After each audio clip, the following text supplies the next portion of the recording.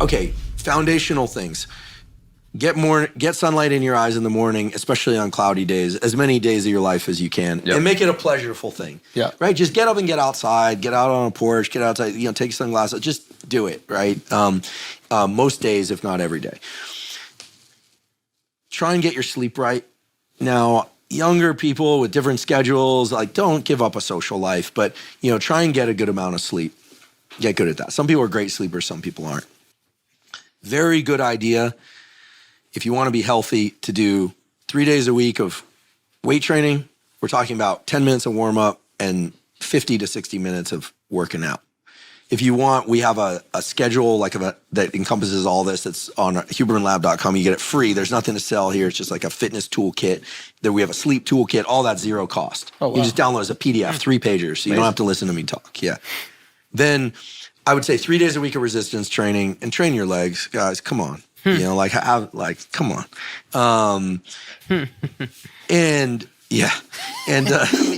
And 3 days a week of some cardiovascular work. People might say, well, listen, I'm in my 20s or 30s. I'm not worried about it. It's not about being worried about a heart attack. It's about maintaining blood flow to everything. What is some cardiovascular work? Okay, so I think 1 day a week, you take a long, slow jog or pedal on the bike or treadmill or swim, whatever your favorite thing is. If you want to make it social and you're out with somebody, you could literally get one, wear a weight vest for a hike if you want to make it harder. But you could skip rope, whatever.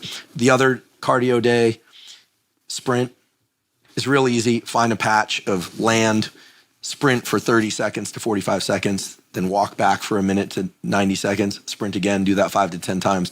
By the end, you will have increased your speed, your VO2 max, your output. And then another day, do something fun, I got a friend, he's a musician. I won't name his name. He's a well-known musician. He's really into Pilates right now, probably for a bunch of reasons. Loves Pilates. He's like, yo, I'm loving Pilates. And then he's Pilates. Some other cardiovascular thing that's kind of fun. Could be basketball. Could be skateboarding. Something that you enjoy. At least 3 days a week. The other day is weight training. It's not complicated. And then 1 day a week, just take off as a recovery day. And the way to organize this so that your legs recover in time for the sprint day and your sprints are kind of double as a leg day. We have an episode on this called Toolkit for Fitness. You don't have to watch it. We'll just have our fitness toolkit, lays out the schedule, exercise selection, rest sets, all that. Super easy. It's minimal time commitment. And listen, there are reasons to do it for aesthetic reasons. There are reasons to do it for heart health reasons. This is key. Okay, so sunlight, that. I think have some tool to be able to control your stress. Some people are super mellow, but some non-pharmaceutical tool. The double inhale through the nose, the physiological size. So big, deep inhale through the nose, then sneak in a little bit more air, then dump all your air with your mouth. That's the fastest way to calm down. If you're scared of public speaking, if you, you're tense about some interaction. And listen, if I can't bring you on board with that way, listen, I'll just be very direct. You want to delay orgasm.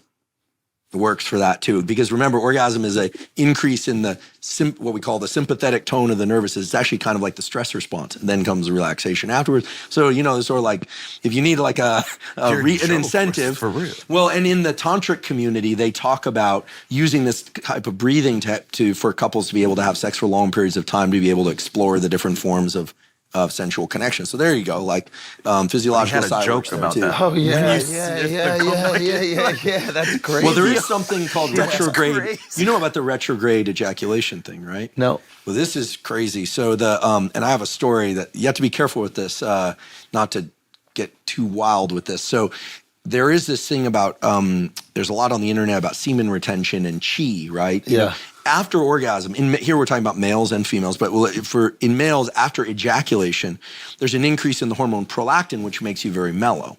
And that sets the refractory period. And during that time, you're not getting another erection, you're not having sex again. Mm-hmm. This is why drugs that increase dopamine sometimes are kind of pro-sexual drugs. Mm-hmm. But if people take too much of them, then they're just all gas pedal, but they're not relaxed enough to actually get an erection, mm-hmm. right? This is the cocaine thing, right? Mm-hmm. So, sex is a dance between arousal and relaxation. Right. Tantra understands that, and they try and bring people into kind of a mellow plane where they are controlling all that rise and fall of arousal mm-hmm. over and over again. That's the idea.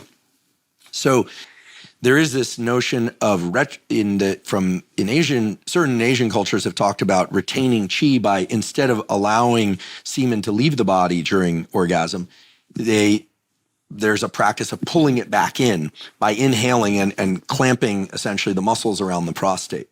So I have a friend who got really into experimenting with this. His wife happened to be in the kind of Qigong community, was really into Qigong, and he did this, but he developed terrible prostatitis. So you have to be really careful. But he was walking around feeling like he had twice as much energy as he ever did before. So right before he's about to bust, he sucks it back in. Yeah, and again, you can mess yourself up with this, like, that's crazy. It's crazy. It's crazy. That seems like the worst idea. It seems like, yeah, exactly. For some people, it's going to be the worst idea. For other people, I'm not promoting this, but there is this notion of retrograde ejaculation. Do you ever let it out? Do I personally? No, yes. No. Do you, like, when you retrograde, do you ever actually ejaculate? They do. They recommend they do it like once a week or something like that. I mean, a lot, as long as we're on this topic, if you do want to get your partner pregnant, stay out of hot tubs and saunas in the 60 days preceding that. 60 days sperms, but you can put an ice pack between your legs if you want to keep your testicles cool. There's a reason why the scrotum moves. Yeah, because you keep the sperm hot at a certain tubs, temperature. saunas. Yeah, 60 days before trying to conceive. Yeah, and it's not a good form of birth control either, because I think plenty of people have been conceived in hot tubs and saunas. Yeah. I don't know the exact number, but let's assume.